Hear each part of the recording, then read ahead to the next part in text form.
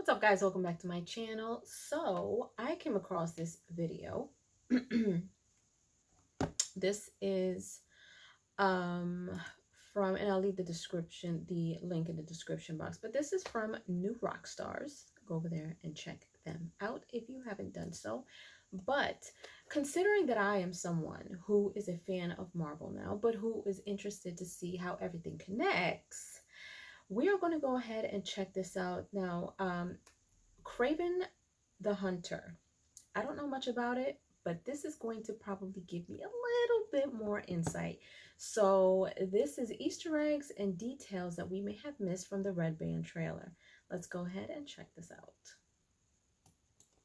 Welcome back to New Rockstars. I'm Eric Voss, and this is a breakdown of the new trailer for Kraven, the latest in Sony's Spider-Man villain series, following the Venom films and Morbius. This one starring Aaron Taylor Johnson as Kraven the Hunter. Let's break down this trailer shot by shot for everything you missed, everything you need to know about Kraven before this movie drops on October 6th. And yeah, we're looking at the Red Band trailer, because we're dirty little jerks. Also, Marvel's Secret Invasion is coming to Disney Plus June 21st. My Easter egg breakdown is coming to the New Rockstars main channel that day around 3 p.m. Eastern, and there are a ton of details and conspiracy theories and Pepe Sylvia walls, so you gotta tune in. You're gonna love our analyses. Also, our after show Inside Marvel is coming back too Wednesday mornings. They're gonna be live in person, and it will transition to being a Break Room channel exclusive. So be sure to subscribe to the Break Room, as well as subscribe to the Deep Dive channel and to this channel for all kinds of great content. All right, let's get started with this trailer breakdown.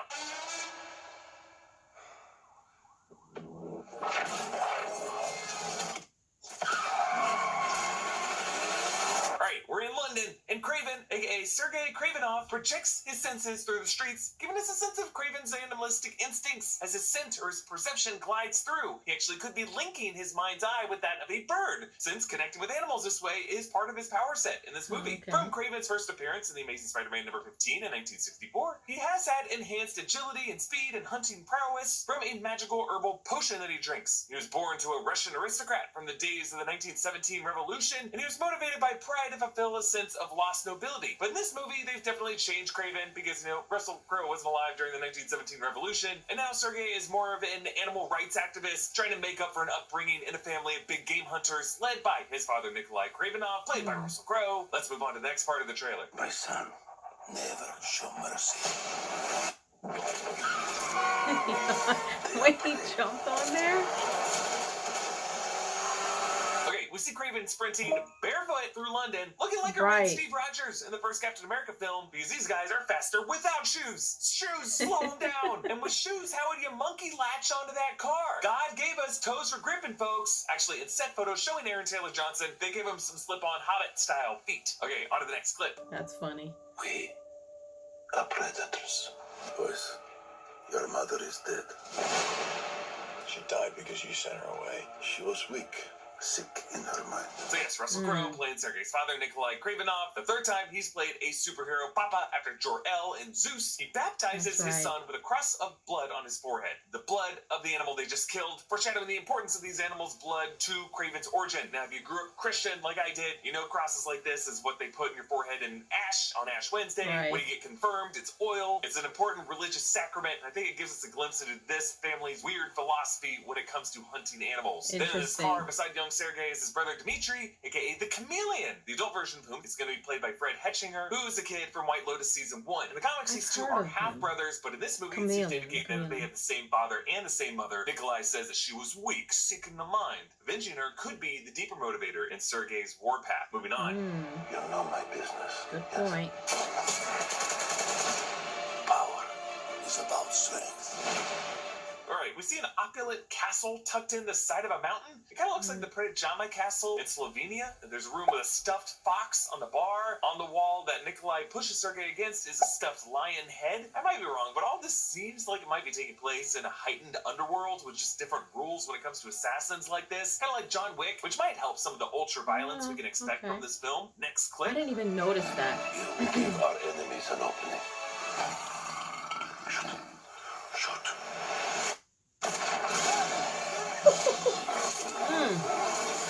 Sergei and Dmitri join Nikolai on a lion hunt, and the lion pounces. Actually, at one point, you can see the lion with both paws wrapped around Sergei, biting his head like a burrito. Now, lions are typically nocturnal predators. They only rarely hunt during the day, like in situations where water in their territories is attracting prey animals that they can eat. But the overwhelming majority of attacks from lions happen at nighttime. So this is some special circumstance and a very special lion. Because notice, its bulk and its length is definitely larger than the average lion. This thing is freakishly jacked and lumpy, kind of like Aaron Taylor Johnson is in this movie. Let's move on. He is weak, like his mother. Leave him. What happened that day?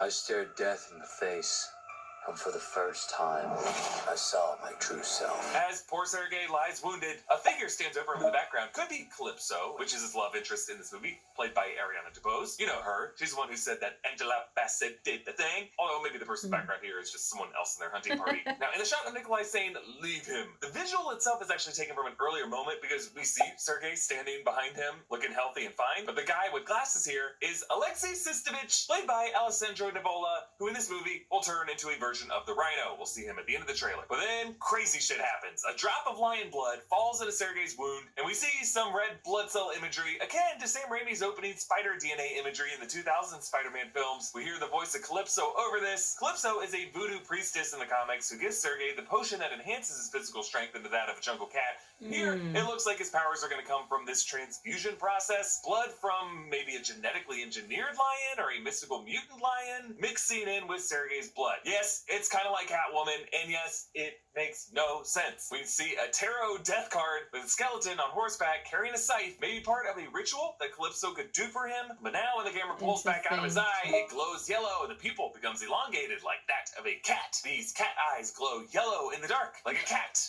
Like the night man. Ah! Ahead of Sergei stepping out of the shadows. Let's move on. Tell me about this hunter.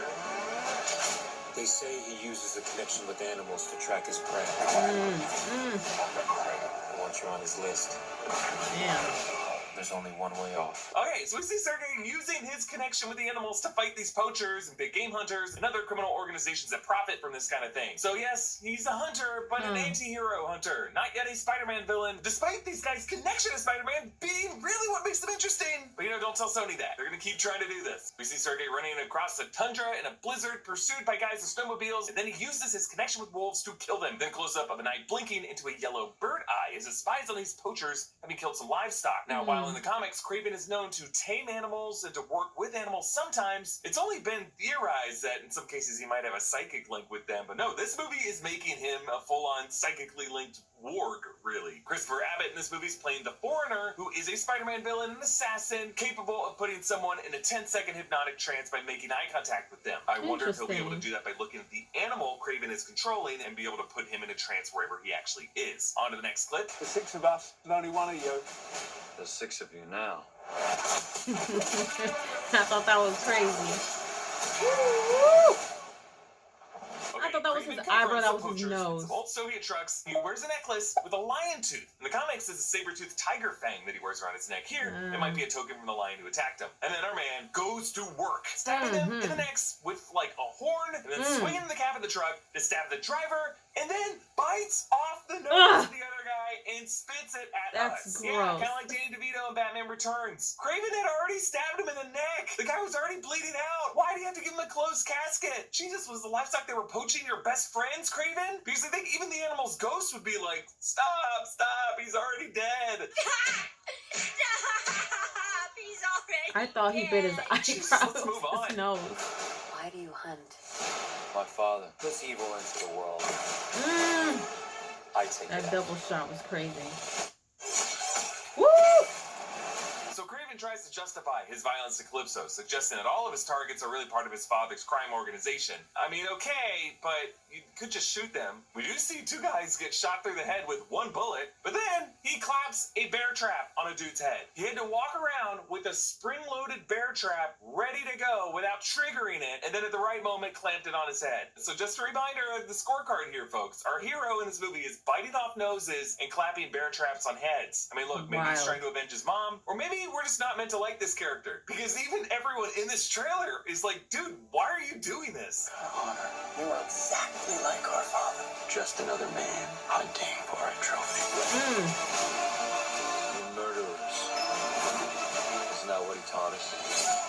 Yet Dimitri's calling his brother a hypocrite, a man hunting for trophies just like their father. Now, Chameleon was technically Spider-Man's first official villain in the comics, appearing in 1963's Amazing Spider-Man #1. He's known for being able to take anyone's identity, but in this trailer, we don't really see him do anything chameleon-y yet. Sergei jumps on a desk, stabs a dude in the neck with some kind of tusk. Now I'm wondering if the weapon that he uses to kill each person is either part of the animal they killed, or the type of weapon that they were going to use to kill it. Like, it could be a kind of poetic justice to give the animal the final say. But again, I think the animal would just be like, just let me live and protect my young and have access to water, please. Next clip. You don't get to do that to me anymore. Mr. Taglin. Where's Mr. Taglin? Oh, you're standing in him. Spiders! Of course there are spiders in this. Sony also randomly threw a spider in the Venom Let There Be Carnage trailer that ended up not meaning anything. But hey, look, now there are several spiders, because there's a live-action Spider-Verse on the horizon. But there could be more to this, because Kraven considers the Spider-Man the one beast that he's always longed to hunt, the one to always slip through his fingers. But here, it's interesting how he looks frightened. In the comics, Kraven kind of becomes obsessed with images of a spider-infested asylum because his mother was locked away in one. So this might be the one beast he's afraid of, the one he can't psychically connect with, as spiders have their own psychic link that you gotta be a spider person to connect with. Maybe planting some seeds here for Kraven's eventual hatred of Spider-Man coming from an animal he can never connect with, and one associated with his mother's suffering. A quick shot of Kraven lifting a lion mane vest from the box, his iconic look from the comics, which is shortly after seen wearing in a cave with a flaming spear. His necklace here now has 3 teeth on it, so maybe after he's killed the people who left him to die, including also his father and Rhino. Could this be the ending of the movie? But here we see that 6 of us versus 1 of you guy from earlier. He finds Kraven in the office of a Mr. Taglin. On the wall, we see a rhino head, a ram's head, a silver cow head. There's an alligator head on the left shelf, bird statues, a huge ivory tusk in the window. Yeah, Mr. Taglin, a dirtbag. You know Kraven's going Captain Planet all over his ass. But he takes out this guy with the biggest crossbow I've ever seen. And then he crosses out the name from the book, something OBE Levine, and beside it, Rooster? Now I'm wondering if this could be from a post-credit scene, and that when we see this list in the movie, there will be other names on it. Names like Michael Morbius, Adrian Toomes, Eddie Brock. Let's move on. You're a goddamn lunatic. Oh, you just figured that out now?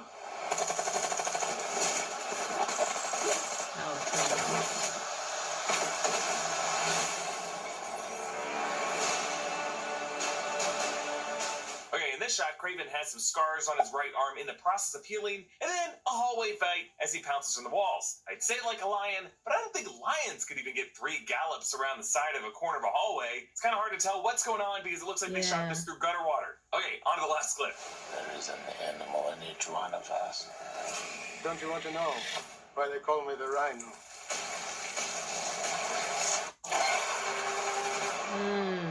The trailer ends with Alexei revealing himself as the Rhino, but not the kind of rhino that we've seen before. This guy detaches a tube that might give him the serum that turns into a rhino, or abates it, we're not really sure. But in the comics, Alexei Sistovich received gamma radiation that enhanced his size and strength, and then he wore a polymer suit over it that gave him the appearance of a rhino. But in 2014's The Amazing Spider-Man 2, Paul Giamatti played a version of the Rhino who wore a mech suit that he stole. Look, folks, I'm excited to see Aaron Taylor Johnson as Kraven, but from this trailer, he looks like a psychopath savaging people to an extent no natural animal in the wild would bother to do. And I'm just not really rooting for him at the moment. But again, maybe that's not the point. Let me know your thoughts in the comments below. Subscribe to New Rockstars and The Deep Dive and The Break Room, and support us by grabbing some merch at nerdriot.shop. Follow me on Instagram and Twitter at EABoss. Follow New Rockstars and subscribe to New Rockstars for more analysis of everything you love. Thanks for watching. Bye.